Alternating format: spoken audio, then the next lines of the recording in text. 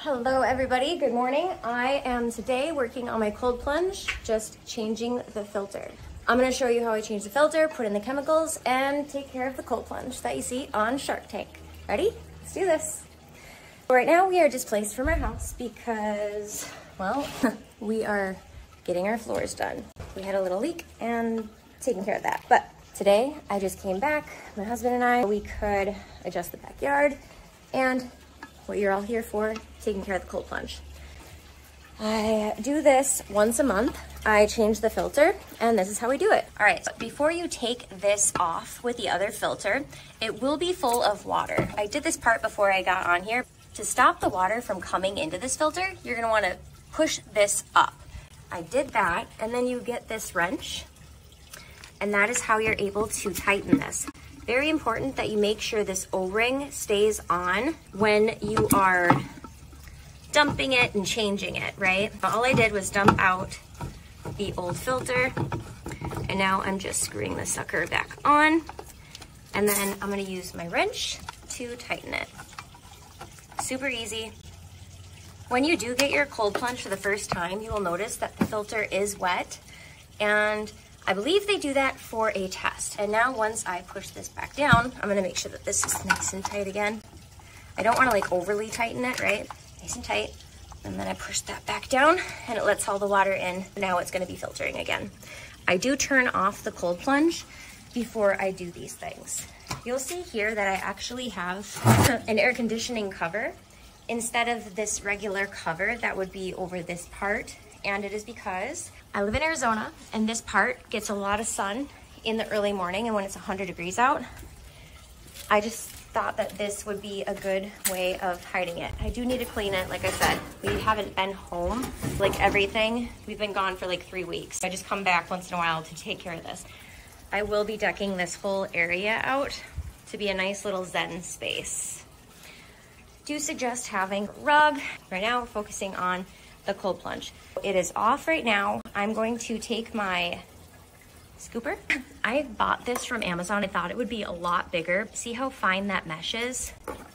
This one isn't very fine. This is the one it comes with. And it's very hard to get those fine particles. So I got this little shrimp one. I just assumed it would be a little bigger than it is. It still works though for getting those top pieces off. But what you'll do is each week you'll take a scrubber and just scrub around the line areas. Anytime you see debris in it, you'll want to scoop out the debris. It makes it a lot easier to do it before you turn on the plunge because the jets will make everything go all over the place. Once you take care of scooping this out, right, change the filter, you will also add chemicals.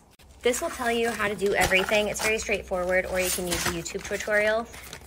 Every week you add 3 tablespoons of the oxidizer. That we bought the 6-month kit and it came with extra filters and all the chemicals you need.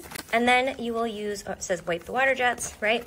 Clean any hair out, test the levels with the test strips. They give you test levels, super easy to use.